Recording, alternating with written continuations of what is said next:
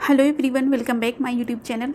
हम लोग जो ज्योग्राफी का सीरीज़ चालू की थी, आज हम उसका नेक्स्ट लेक्चर लेके आए हैं और आज हम पढ़ेंगे हिमालय पर्वत की जो पर्वत श्रेणियाँ पड़ती हैं हमारी, वो कहाँ कहाँ पे कौन सी पर्वत श्रेणियाँ हिमालय पर्वत में पड़ती हैं। तो आज हम इन्हीं चारों ट्रांस हिमालय की चारों पर्वत श्रेणियों को कवर करेंगे। तो काराकोरम श्रेणी, लद्दाख श्रेणी, जास्कर श्रेणी और कैलाश पर्वत श्रेणी, आज इसी को इस लेक्चर में कवर करेंगे। तो आई होप आप वीडियो में ज़रूर कंटिन्यू रहिएगा। और हाँ, इसकी अगर आप लोगों को पिछली क्लास देखनी हो तो आप इसकी प्लेलिस्ट मैंने बना दी है, तो प्लीज़ आप जाके वहाँ से देख सकते हैं।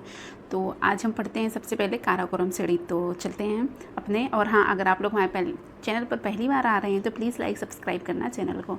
चलते हैं अपने हम पॉइंट की तरफ। तो यहाँ पे सबसे पहले काराकोरम श्रेणी में दिया है प्राचीनतम नाम। काराकोरम श्रेणी को क्या किस नाम से कहते हैं, तो इसको हमें कृष्णगिरी, तिब्बती या टेथिस हिमालय के नाम से भी काराकोरम श्रेणी को जाना जाता है। और ये कैसी है, उच्च एशिया की रीढ़ काराकोरम श्रेणी को बोला जाता है। और काराकोरम श्रेणी में ही सबसे भारत की सर्वोच्च चोटी कौन सी है, K2 गौड़विनाष्टी, या इसको हम गौरीनंदा पर्वत के नाम से भी जानते हैं, जो कि विश्व की दूसरी सबसे ऊंची चोटी है। फिर नेक्स्ट पॉइंट पे क्या दिया है, काराकोरम श्रेणी में काराकोरम दर्रा भी है, जो कि विश्व का सबसे ऊंचा दर्रा है, जो कि भारत व चीन के बीच में पाया जाता है।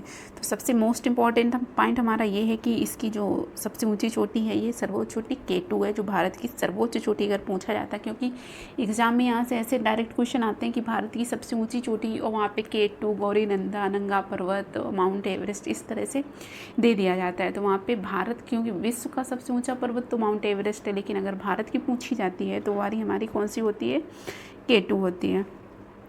फिर यहाँ पे अनेक हिमनद पाए जाते हैं, मतलब ग्लेशियर भी पाए जाते हैं काराकोरम श्रेणी में, जो कि मीठे जल व नदियों के स्रोत हैं।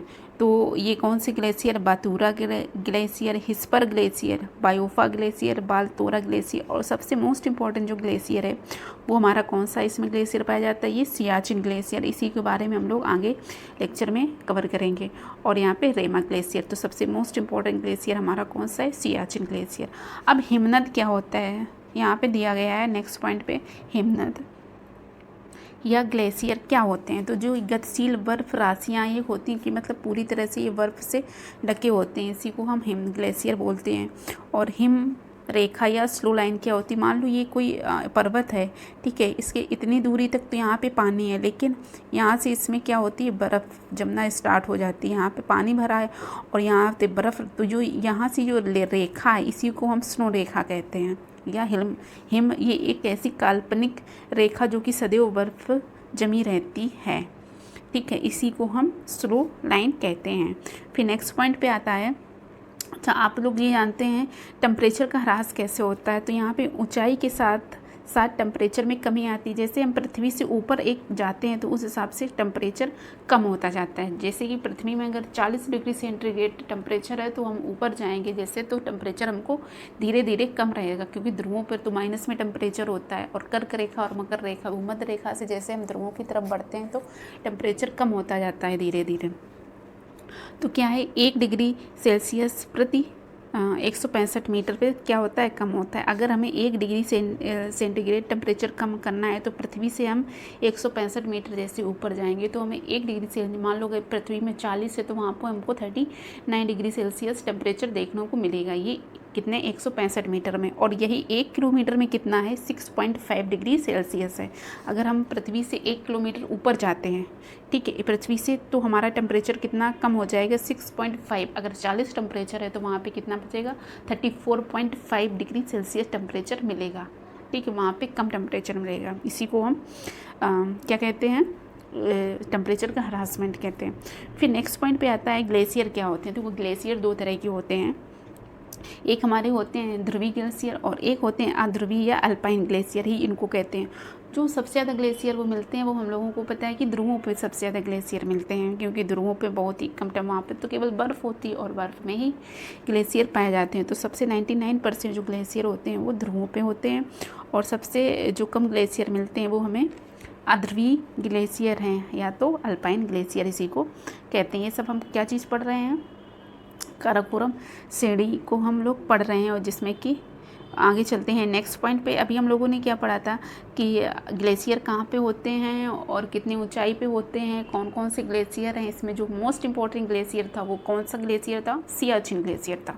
तो हम लोग सियाचिन ग्लेशियर को यहाँ पे कवर करेंगे। तो जो यहाँ पे सियाचिन ग्लेशियर जो दिया गया है, इसकी क्या क्या विशेषताएँ इस ग्लेशियर की।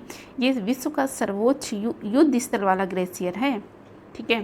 क्योंकि यहाँ पे 1981 में क्या युद्ध, क्योंकि 1981 में जब ऑपरेशन मेघदूत चला था, ठीक है, इसी के तहत ऑपरेशन 1981 में चलाया गया था पाकिस्तान के खिलाफ। क्योंकि पाकिस्तान वालों ने सियाचिन ग्लेशियर पर अपना कब्जा कर लिया था, तो इंडिया की आर्मी ने क्या चलाया था, हमारी आर्मी ने ऑपरेशन मेघदूत चलाया था। तो यहाँ पे एक युद्ध स्थल का निर्माण हो गया। तो इसी तरह से विश्व का सर्वोच्च युद्ध स्थल कौन सा हो गया, सियाचिन ग्लेशियर हो गया। और ये भारत का सबसे लंबा और विश्व का दूसरा लंबा ग्लेशियर। अगर लंबाई में देखा जाए तो भारत के हिसाब से इस ग्लेशियर को देखा जाए तो ये सबसे लंबा है, लेकिन अगर विश्व के हिसाब से इसको देखा जाए तो ये सेकेंड नंबर का है। और विश्व में जो सबसे लंबा ग्लेशियर है वो है हमारा फेडचेनको ग्लेशियर, जो कि तजाकिस्तान में पड़ता है। फिर नेक्स्ट पॉइंट पे है नुब्रा नदी सियाचिन ग्लेशियर में, जो कि सियोक और सिंधु के बीच में बहती है। फिर आता है सियाचिन व साल्टो श्रेणी के मध्य नुब्रा घाटी है। जैसे सियाचिन और यहाँ पे साल्टो श्रेणी है, इसके बीच में क्या है, नुब्रा घाटी है, घाटीनुमा वैलीनुमा संरचना बनती है। फिर यहाँ पे नेक्स्ट चलते हैं, इसमें दर्रे कौन कौन से पाए जाते हैं हमारे काराकोरम श्रेणी में। तो दर्रे हैं यहाँ पे सियाल व बिलाफॉन्ट दर्रा हमारा सियाचिन या काराकोरम श्रेणी में पाया जाता है। फिर इन्होंने कौन सा इंडिया वालों ने ऑपरेशन चलाया था सियाचिन ग्लेशियर पे, 1984 में ऑपरेशन मेघदूत। एक्चुअली मैंने लगता है ऊपर 1981 पढ़ा दिया है, तो आप लोग वो चीज़ याद रखिएगा। अगर 1981 है तो आप उस जगह पे 1984 कर लेना। फिर चलते हैं अपने नेक्स्ट पॉइंट की तरफ। ये हमारी सारी काराकोरम श्रेणी की जो भी विशेषताएं थी वो कंप्लीट होती हैं। फिर चलते हैं अपनी नेक्स्ट श्रेणी पे, जो कि हमारी रहेगी लद्दाख श्रेणी। पे हम लद्दाख श्रेणी के बारे में जानेंगे। तो लद्दाख श्रेणी की कौन कौन सी विशेषताएं हैं। तो यहाँ पे लद्दाख को क्या है, ये लाखों दर्रों का घर बोला जाता है, होम ऑफ मिलियंस, मतलब कि ये लाखों दर्रों का, क्योंकि सबसे ज़्यादा दर्रे इसी में पाए जाते हैं। और ये ट्रांस हिमालय का, क्योंकि हम लोग ट्रांस हिमालय में पढ़ रहे थे, तो काराकोरम श्रेणी लद्दाख श्रेणी, और ये ट्रांस हिमालय का हिस्सा है और काराकोरम श्रेणी के दक्षिण में है। क्योंकि सबसे पहले हमने काराकोरम श्रेणी पढ़ी, अब हम लद्दाख श्रेणी पढ़ रहे हैं, और ये हमारी काराकोरम श्रेणी थी। और इसकी सर्वोच्च चोटी कौन सी है लद्दाख श्रेणी की, ये राकापोसी है। कभी एग्ज़ाम में डायरेक्ट ऐसे क्वेश्चन आता है कि लद्दाख श्रेणी की सबसे ऊंची चोटी बताइए, काराकोरम श्रेणी की सबसे, जास्कर श्रेणी की, मतलब अलग अलग श्रेणी करके भी क्वेश्चन पुटअप होते हैं। और हर बार क्वेश्चन ये PCS या स्टेट लेवल में ज़रूर बनता है हिमालय से। तो इसकी जो लद्दाख श्रेणी की सबसे ऊंची चोटी है राकापोसी। और हमारी काराकोरम की सबसे ऊंची चोटी कौन सी थी, K2 थी। कौन सी थी, K2। और इसकी कौन सी है, राकापोसी। इसकी ऊंचाई कितनी है, 1788 मीटर है। और ये विश्व की तीव्रतम ढलान वाली चोटी, ये चीज़ भी आप याद रखना कि ये विश्व की सबसे तीव्रतम ढलान वाली चोटी कौन सी है, हमारी लद्दाख श्रेणी पड़ती है। फिर यहाँ पे नेक्स्ट पॉइंट में दिया है हिमालय वृष्टि छाया प्रदेश। और लद्दाख श्रेणी में क्योंकि जो हिमालय की सूर्य की जो किरणें होती हैं वो डायरेक्ट नहीं पहुंच पाती हैं वहाँ पे, तो ये वृष्टि छाया प्रदेश कहलाता है। और वहाँ पे वर्षा भी कम होती है, और जब सूर्य की किरणें नहीं पहुँचती हैं तो वहाँ पे सबसे ठंडा मरुस्थल भी रहता है, जो कि खारे पानी की झील भी यहाँ पे बहुत ज़्यादा पाई जाती हैं। और भारत का सर्वोच्च अपर्वतीय पठार है लद्दाख पठार, यहाँ पे पाया जाता है। जो कि अपर्वतीय पठार कैसे होते हैं, दो पर्वतों के बीच जो पठार होते हैं उसको हम अपर्वतीय पठार कहते हैं। उसको हम अपर्वतीय, जब दो पर्वतों के बीच के पठार को क्या कहा जाता है, अपर्वतीय पठार कहा जाता है। तो हमारा भारत का सर्वोच्च पठार कौन सा है, लद्दाख का पठार है। फिर आता है नेक्स्ट पॉइंट पे, प्रमुख घाटियाँ कौन कौन सी हैं लद्दाख श्रेणी में हमारी कौन कौन सी मुख्य घाटी हैं। तो नुब्रा घाटी, सेचर व पूगा घाटी हमारी लद्दाख श्रेणी में पड़ती हैं, जो कि गर्म पानी का स्रोत हैं। फिर यहाँ पे लद्दाख श्रेणी में हमारा एंथ्रासाइट कोयला भी पाया जाता है। फिर नेक्स्ट पॉइंट पे चलते हैं, और यहाँ पे सबसे जो ठंडा प्रदेश पड़ता है, भारत का सबसे ठंडा स्थल कौन सा है, हमारा द्रास पड़ता है यहाँ पे। इसी को भारत का सबसे ठंडा स्थल बोलते हैं, भारत का सबसे ठंडा स्थल है। फिर श्योक व सिंधु नदी के मध्य जल विभाजक का कार्य करती जो लद्दाख श्रेणी है वो हमारा श्योक नदी और सिंधु नदी के बीच जल विभाजक का काम करती है। नेक्स्ट पॉइंट है भारत का सबसे गहरा गार्ज जो कि बुज्जी या सिंधु गार्ज है, जो कि लद्दाख श्रेणी में पड़ता है। और यहाँ पे खरदुल्ला व दीगर दर्रा पाए जाते हैं। ये हमारी लद्दाख श्रेणी की सारी विशेषताएं हो गई। आप लोग इसको ना मैप से थोड़ा सा देख लीजिएगा तो और चीज़ें देखो। ये हमारी लद्दाख रेंज पड़ती है। ऊपर हमारी काराकोरम रेंज है, यहाँ पे मैप में डायरेक्ट दिया है। ये ऊपर काराकोरम है और यहाँ पे ये लद्दाख रेंज है, ये आप देख सकते हैं। ये काराकोरम, ये लद्दाख। अब नीचे इसके जास्कर है, ठीक है। और जास्कर के बाद हमारा यहाँ पे कौन सा पड़ता है, यहाँ पे जब हम लोग आएंगे तो यहाँ पे हमारा कैलाश पर्वत ये इधर पे पड़ता है, ठीक है। और ये हमारा पूरा कौन सा हिमालय है, ट्रांस हिमालय का हिस्सा है, ठीक है। ये सारी श्रेणियाँ हमारी किस में आती हैं, ट्रांस हिमालय में आती हैं। आप लोग इसको मैप से और अच्छे से देख सकते हैं। फिर नेक्स्ट श्रेणी आती है हमारी जास्कर श्रेणी। तो जास्कर श्रेणी ट्रांस हिमालय के सबसे दक्षिण का हिस्सा है। सबसे पहले हमारी काराकोरम, लद्दाख और ये जास्कर श्रेणी आती है।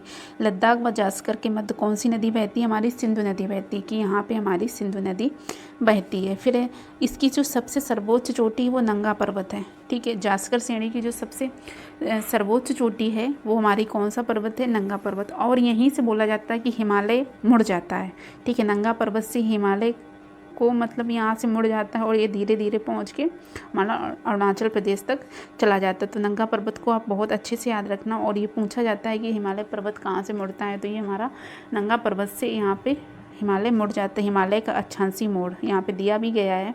एक्सिस ऑफ हिमालय आज कहाँ से मुड़ जाता है, हमारा नंगा पर्वत से मुड़ जाता है। और ये जास्कर की सबसे ऊंची चोटी है नंगा पर्वत। पूछा जाता है कि जास्कर की सबसे ऊंची चोटी कौन सी है, तो ये नंगा पर्वत है, ठीक है। 8,126 मीटर जिसकी हाइट है। और भारत में जास्कर श्रेणी कहाँ कहाँ पर फैली हुई है, तो ये लद्दाख, हिमाचल प्रदेश और उत्तराखंड। लद्दाख, हिमाचल प्रदेश और उत्तराखंड में इसकी फैलाव है, मतलब जास्कर श्रेणी का। यहाँ पे आप देख सकते हैं मैप में ये कहाँ कहाँ है। लद्दाख जास्कर ये है, ठीक है। तो ये कहाँ पर, लद्दाख, ये लद्दाख से आके हिमाचल प्रदेश, हिमाचल प्रदेश से हमारा उत्तराखंड यहाँ पे पड़ता है, तो वहाँ तक इसका है। और इसमें सबसे मेन है यहाँ पे पासेस कौन कौन से हैं, तो यहाँ पे बड़ा लाचा दर्रा पड़ता है हमारा, जो कि लेह को मनाली से जोड़ता है, बड़ा लाचा दर्रा। फिर चलते हैं अपने नेक्स्ट पॉइंट की तरफ। फिर यहाँ पे दिया है नेक्स्ट पॉइंट में कौन सा दर्रा है, फिर है, हाँ, ये जास्कर श्रेणी की सबसे ऊंची चोटी आप लोगों को याद रखना है कौन सी है, नंगा पर्वत है। फिर उसके बाद आता है हमारा कैलाश पर्वत, जो कि एक धार्मिक स्थल के रूप में भी जाना जाता है कैलाश पर्वत को। तो यहाँ पे हम कैलाश श्रेणी के बारे में पढ़ेंगे। तो ये कैलाश श्रेणी क्या है, लद्दाख श्रेणी के पूर्व में स्थित है। जो हमारी लद्दाख है उसके ये पूर्व में हमारा कैलाश पर्वत पड़ता है। और धार्मिक महत्व के लिए भी फेमस, क्योंकि यहाँ पे बहुत सारी नदियाँ भी यहाँ से निकलती हैं, यहाँ पे ग्लेशियर भी हैं। और कैलाश पर्वत भी हमारा किसमें है, कैलाश श्रेणी में है। और ये हिंदू, जैन और भी जो भी धर्म है, ये धार्मिक स्थल के रूप में भी काफ़ी जाना जाता है।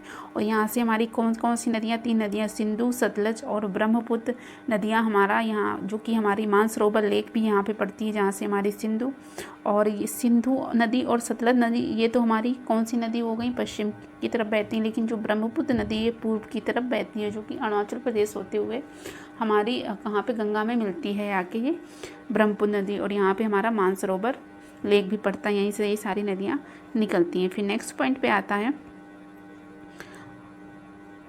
तो इस तरह से ये हमारा कैलाश श्रेणी और जास्कर श्रेणी भी कंप्लीट होती है। और मैंने आज आप लोगों को कितनी श्रेणियाँ पढ़ा दी, कि सबसे पहले मैंने ट्रांस हिमालय में आपको ट्रांस हिमालय की लोकेशन बताई थी। उसके बाद ट्रांस हिमालय में कौन कौन सी पर्वत श्रेणियाँ पड़ती हैं, हमारी काराकोरम पर्वत श्रेणी पड़ती है और लद्दाख पड़ती है। फिर उसके बाद जास्कर आती है। फिर हमारा कौन सा पर्वत श्रेणी आती है, कैलाश पर्वत श्रेणी आती है। तो इस तरह से सारी पर्वत श्रेणियाँ हमारे कौन से ट्रांस हिमालय की कंप्लीट होती हैं। उसके बाद आता है हमारा बृहद हिमालय। तो नेक्स्ट लेक्चर में हम लोग आपसे बृहद हिमालय के बारे में चर्चा करेंगे। तब तक के लिए आप लोग पढ़ते रहिए, मुस्कुराते रहिए। अगर वीडियो आपको अच्छा लगा हो तो प्लीज़ आप लाइक और कमेंट ज़रूर कीजिएगा, ताकि हमको आगे वीडियो बनाने में बहुत अच्छा मोटिवेशन मिलता रहे। तो प्लीज़ आप लोग कंटिन्यू वॉच कर कीजिएगा।